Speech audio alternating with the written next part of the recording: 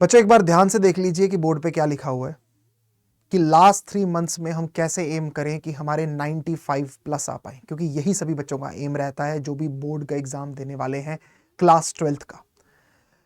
ठीक है बच्चों, बहुत से बच्चों की क्वेरीज मेरे पास आई और उन्होंने कहा कि सर 95 प्लस भी एम करना चाहते हैं और अब टाइम भी बहुत कम बच गया है, सिर्फ लास्ट 3 मंथ्स बचे हुए हैं और इन टाइम में हमें जो है सर प्रैक्टिकल्स भी देने हैं, हमें हमारे प्री बोर्ड्स भी देने हैं, अगर हम नीट की तैयारी कर रहे हैं तो हमें टेस्ट सीरीज भी अटेम्प्ट करनी होती है। तो सर कोई ऐसा प्लान बताइए कि ये सब चीजें मैनेज हो जाएं। मतलब अगर आप 3 मंथ्स का हमें प्लान बताने वाले तो बिल्कुल कट टू कट मत बताइएगा कि एक 90 डेज का जहां पे हमें और किसी चीज के लिए टाइम मिल ही ना पाए। कहीं ऐसा ना हो कि इन 3 महीनों में हम अपने जो एक और एम है हमारा, यानी कि नीट से बिल्कुल पूरी तरीके से डिस्ट्रैक्ट हो जाए, ऐसा ना हो। तो कुछ ऐसा बताइए कि बाकी सब्जेक्ट्स भी हम साइमल्टेनियसली कर पाएं, फिजिक्स भी हम लोग कर पाएं और हमारे स्कोर भी अच्छा आ जाए। तो बेटा फिजिक्स में आज मैं आपको बताने वाला हूं कि 95 प्लस स्कोर करने के लिए आपका जो प्लान है वो क्या रहना चाहिए, और सिमिलर प्लान जो है वो आप बाकी सब्जेक्ट्स के लिए भी यूज कर सकते हैं। बिल्कुल सिमिलर प्लान बाकी सब्जेक्ट्स में आपको खुद आइडेंटिफाई करना है कि इसमें आपका स्ट्रॉन्ग जोन कौन सा है। मैं आगे आपको बताऊंगा कि जोन्स क्या चीज है, मैं क्या कहने की कोशिश कर रहा हूं। ईच एंड एवरीथिंग मैं आपको इस वीडियो में डिटेल्ड तरीके से एक्सप्लेन करूंगा। और देखना, मैंने इसको इस तरीके से प्लान किया हुआ है कि आपके पास एम्पल अमाउंट ऑफ टाइम बच जाएगा बाकी चीजों के लिए भी, यानी कि प्रैक्टिकल्स के लिए भी आपके पास अच्छा खासा टाइम बच जाएगा, आपके पास बाकी सब्जेक्ट्स के लिए भी अच्छा खासा टाइम बच जाएगा, प्रैक्टिकल्स के लिए अच्छा खासा टाइम बच जाएगा।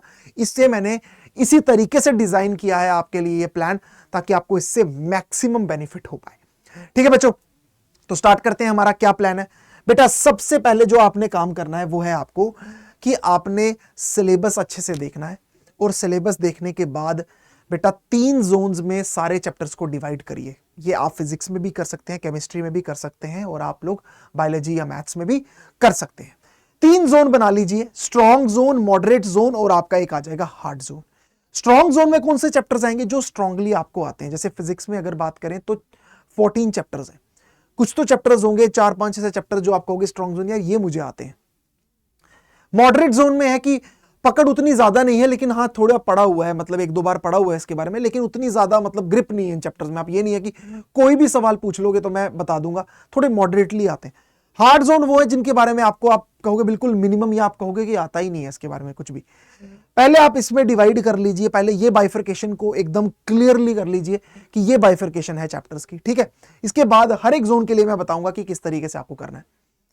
सेकंड चीज रहेगी कि सर अब आपने बता दिया, जोन बना दिया, अब कोई भी चैप्टर अगर मुझे पढ़ना है तो उसमें क्या क्या चीजें पढ़नी है, यानी कि क्या क्या रिसोर्सेज रहने वाले हैं जिनको अगर मैं कवर करूंगा तो ही मैं कह सकता हूं कि मैंने ये पूरा चैप्टर कवर अप कर लिया। सिर्फ थ्योरी पढ़ने से नहीं होगा, सिर्फ क्वेश्चन करने से नहीं होगा, आपको एक मतलब होलिस्टिक अप्रोच फॉलो करके चलना पड़ेगा।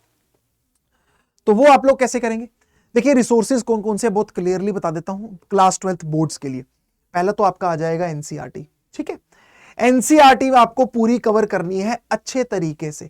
अब एनसीईआरटी में आपका थ्योरी भी आ जाएगी, एनसीईआरटी में आपकी एग्जांपल्स भी आ जाएंगी, और साथ में एक्सरसाइज क्वेश्चंस भी आ जाएंगे। ये तीनों चीजें आपको एनसीईआरटी में कवर कर लेनी है अच्छे से, ये तो कवर अप होनी चाहिए। सेकंड आपका आ जाता है पीवाईक्यूज। भाई प्रीवियस ईयर क्वेश्चंस देखिए कि किस तरीके से बोर्ड सवाल पूछता है।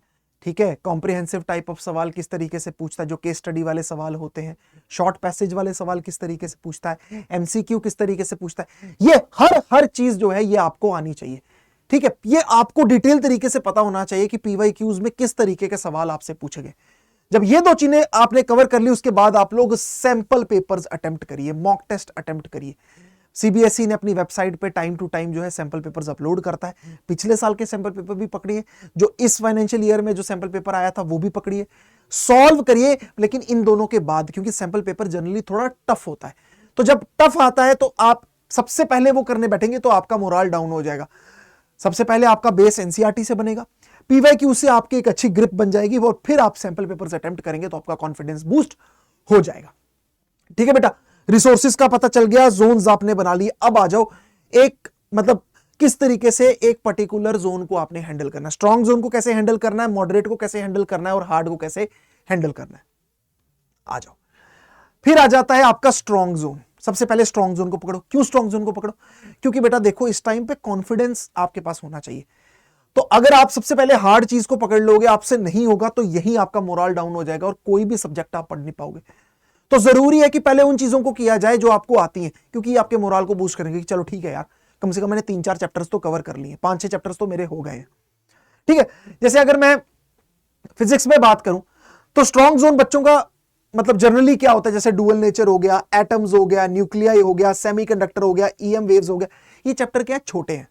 ये छोटे चैप्टर से बच्चे बड़ी आराम से कर लेते हैं, लेकिन 4-5 चैप्टर यहां से आपके हो जाएंगे तो एक तो कॉन्फिडेंस मिल जाएगा, दूसरा ये चैप्टर्स आपके नीट पॉइंट ऑफ व्यू से भी बहुत इंपॉर्टेंट है। डुअल नेचर से 3 सवाल आए थे इस बार, तो एक तरीके से आपकी नीट की भी तैयारी होगी, तो डबल कॉन्फिडेंस मिल जाएगा कि हाँ यार मेरे जो है वो नीट भी कवर अप हो रहा है और मेरा जो है वो बोर्ड्स भी बड़े अच्छे से कवर अप हो रहा है। तो जनरली बच्चे ये वाले चैप्टर्स पढ़ते हैं। आपके लिए स्ट्रॉन्ग जोन कुछ और भी हो सकता है, मे बी आपको इलेक्ट्रोस्टैटिक्स बहुत ज्यादा इजी लगता हो, ये भी आपका हो सकता है। ठीक है बच्चों, तो इन चैप्टर्स को सबसे पहले ये स्ट्रॉन्ग जोन है, इनको कवर अप कर लीजिए। ठीक है, ये आपने ऑब्वियसली अगर स्ट्रॉन्ग जोन है तो मैं मान के चल रहा हूं कि एनसीईआरटी भी आपने पढ़ रखी है, एग्जाम्पल्स भी सॉल्व कर रखी है, एक्सरसाइज भी सॉल्व कर रखी है और अच्छी खासी रीडिंग्स मल्टीपल टाइम आप दे चुके हो, तभी आपके स्ट्रॉन्ग जोन में आता है। ठीक है, ये आपका हो गया। इसके बाद आ जाओ आप लोग मॉडरेट जोन में। मॉडरेट को किस तरीके से टैकल करना है? देखो मॉडरेट में क्या दिक्कत है, आपको थोड़ा थोड़ा आता है। तो सबसे पहले आप क्लास नोट्स को पकड़ो, सबसे पहले क्लास नोट्स को पकड़ो, क्योंकि आपने जो क्लास नोट्स बनाए होंगे आपको टीचर के वर्ड्स याद आएंगे कि हाँ मुझे थोड़ा थोड़ा तो आता है, एक बार रिफ्रेश हो जाएगा अगर मैं क्लास नोट्स में। फिर आओ एनसीईआरटी की रीडिंग में। पहले एनसीईआरटी में जाओगे, बड़ी देर से पढ़ नहीं रखी है, एनसीईआरटी की लैंग्वेज कॉम्प्लेक्स है, कुछ समझ में नहीं आएगा और घबरा जाओगे कि शायद ये मेरा मॉडरेट जोन में नहीं, बिल्कुल वीक जोन में आता। नहीं, क्लास नोट्स देखोगे तो सब याद आना स्टार्ट हो जाएगा कि हाँ मैंने सवाल सॉल्व किया था, हाँ मैंने ये किया था। तो यहां पे और इसके बाद रिवीजन के लिए वन शॉट का इस्तेमाल कर लो। कोई भी वन शॉट आपका, हमारे इस चैनल पे मैंने भी बहुत से वन शॉट्स डाले हुए हैं बोर्ड्स के लिए। हाफ ईयरली सीरीज में हमने जो इलेक्ट्रोस्टैटिक्स के डिटेल्ड हाफ ईयरली में जितने भी चैप्टर्स थे सबके वन शॉट्स अवेलेबल हैं, प्लेलिस्ट आप जाके चेक कर सकते हैं। ठीक है, हाफ ईयरली में तो वो देख लो, वहां से क्या होगा, रिवीजन भी हो जाएगी। तो ये आपका मॉडरेट से स्ट्रॉन्ग जोन में आ जाएगा। ठीक है, क्योंकि क्लास नोट से एक बार आपने देख लिया, एनसीईआरटी रीडिंग में साथ साथ में आप एक्सरसाइज और साथ में आपने जो आपके एग्जाम्पल्स हैं वो भी आपने कर लिए और फिर आपने वन शॉट से कर लिया, तो एक रिवीजन भी कंप्लीट हो गई। तो ये आपका मॉडरेट वाला जो चैप्टर है अब ये आपका स्ट्रॉन्ग जोन में आ जाएगा, क्योंकि एक होलिस्टिकली आपने इसको कवर अप कर लिया है। अब दिक्कत कहां फंसती है? दिक्कत फंसती है आपकी हार्ड जोन में। ध्यान से सुनना, हार्ड जोन में आपने क्या करना है, वहां पे क्लास नोट्स नहीं काम आएंगे, क्योंकि वो हार्ड है, उसका आपको कुछ पता ही नहीं है उसको कैसे करना है, तो उसको कैसे अप्रोच करना है। जनरली हार्ड जोन में आपके कौन कौन से चैप्टर्स आते हैं? जो बड़े चैप्टर्स होते हैं, electrostatics, current electricity, moving charges, ray optics.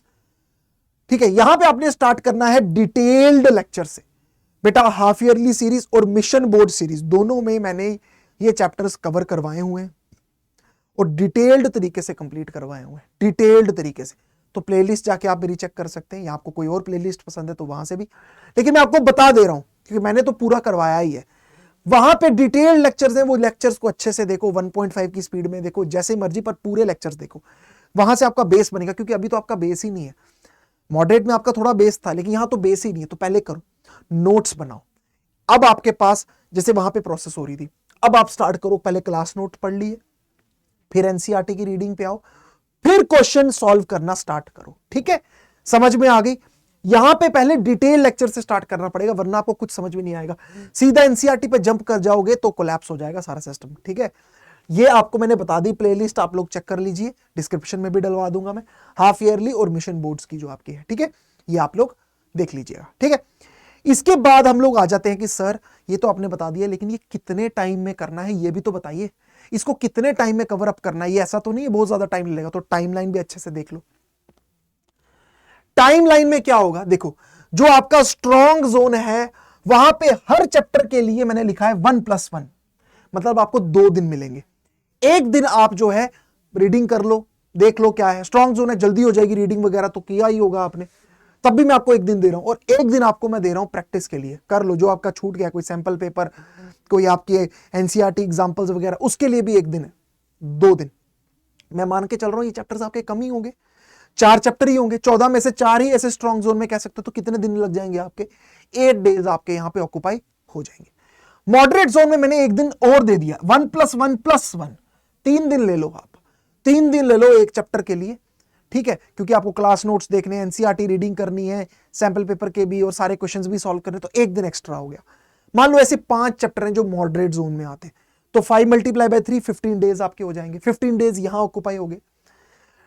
और हार्ड में मान लो 5 ही चैप्टर हैं जो आपके हार्ड में भी हैं, जो आपको बिल्कुल भी नहीं पता कि क्या चल रहा है, उसके लिए मैंने 4 दिन दिए हैं, यानी कि इनको कवर अप करने के लिए आपको 20 डेज चाहिए। 20 डेज में मैं सारा टाइम नहीं बोल रहा हूं, थोड़ा थोड़ा टाइम ही चाहिए होगा ना। इसी तरीके से आप बाकी चैप्टर्स के लिए, फिजिक्स के लिए, बायो के लिए, मैथ्स के लिए भी बना सकते हो, क्योंकि ये एम्पल टाइम बच जाएगा। 2 दिन बहुत होते हैं, 2 दिन में थोड़ा थोड़ा 3-3 घंटे भी दोगे तो हो जाएगा बहुत आराम से, 2-2 घंटे भी दोगे तो हो जाएगा आराम से। अब देखो टोटल कितना बन रहा है यहां पे, आपने थोड़ा स्ट्रेच करना है, थोड़ा सा स्ट्रेच करना है, और 40 डेज में फर्स्ट रिवीजन को ओवर करना है, ठीक है। अभी आप लोग देख रहे होंगे जब इसको ऐड करोगे तो कुछ 43 के करीब बन रहा है, लेकिन थोड़ा स्ट्रेच करके 40 डेज में अपनी रिवीजन को ओवर कर देना है। 40 डेज दे रहा हूं आपको, आज से 40 डेज आपको फर्स्ट रिवीजन के ले लो, लेकिन ये फर्स्ट रिवीजन इतनी रिफाइंड रिवीजन होगी, इतनी रिफाइंड रिवीजन होगी कि बाकी की रिवीजन चुटकियों में हो जाएंगी। फिर भी आगे मैं आपको सेकेंड रिवीजन के लिए देता हूं 15 डेज, जो कि एक्चुअली में 14 चैप्टर 15 दिन, एक चैप्टर एक दिन में फटक से हो जाएगा, क्योंकि आपने अच्छे से कर रखे क्वेश्चन पहले से सॉल्व किए होंगे, एम्पल ऑफ टाइम है। क्यों? क्योंकि ये 15 दिन में सिर्फ आप फिजिक्स थोड़ी करोगे, आप केमिस्ट्री भी पढ़ रहे हो, आप मैथ्स भी पढ़ रहे हो, सब कुछ पढ़ रहे हो, तभी मैंने कंसीडर करके बोला, वरना मैं और कम दिन देता। और थर्ड रिवीजन, जब आपकी 2 रिवीजन इतनी अच्छी हो चुकी हैं, तो 5 दिन में आपकी थर्ड रिवीजन कंप्लीट हो जाए, यानी कि 14 चैप्टर्स 5 दिन में तो हो जाने चाहिए। पेपर में आपको सिर्फ एक छुट्टी है, तब आपको 14 चैप्टर्स एक दिन में करने हैं, तो यहां तो 5 डेज में हो ही जाएंगे।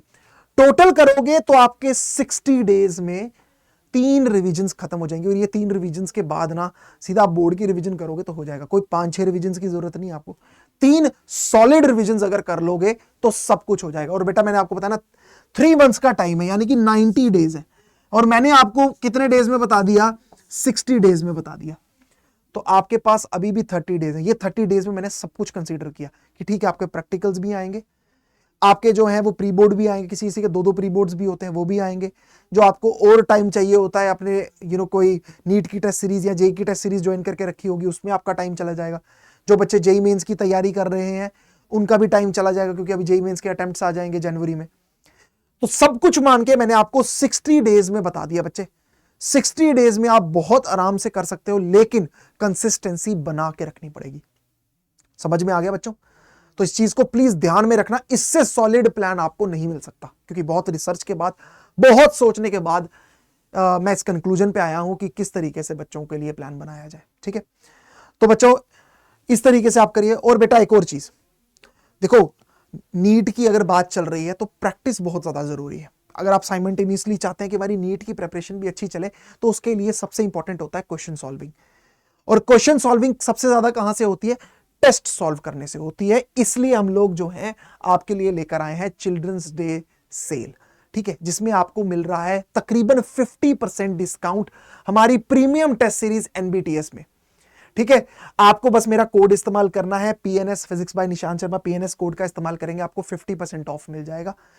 ये test series premium test series है और आपको चिल्ड्रंस डे सेल पे आपको मिल रहा है, तो आप जो है इसमें इनरोल कर सकते हैं। 38 टेस्ट आपको प्रोवाइड किए जाएंगे, 38 टेस्ट प्रोवाइड किए जाएंगे। तो जो आप सोचते हो ना कि मेरी नीट की प्रिपरेशन साथ साथ में बोर्ड्स के हो जाए, वो बेटा इससे बिल्कुल मुमकिन हो पाएगी। इसलिए हमने इसको फ्रेश स्टार्ट करवाया बच्चों के लिए, क्योंकि हमें पता है अभी बच्चों को जरूरत है।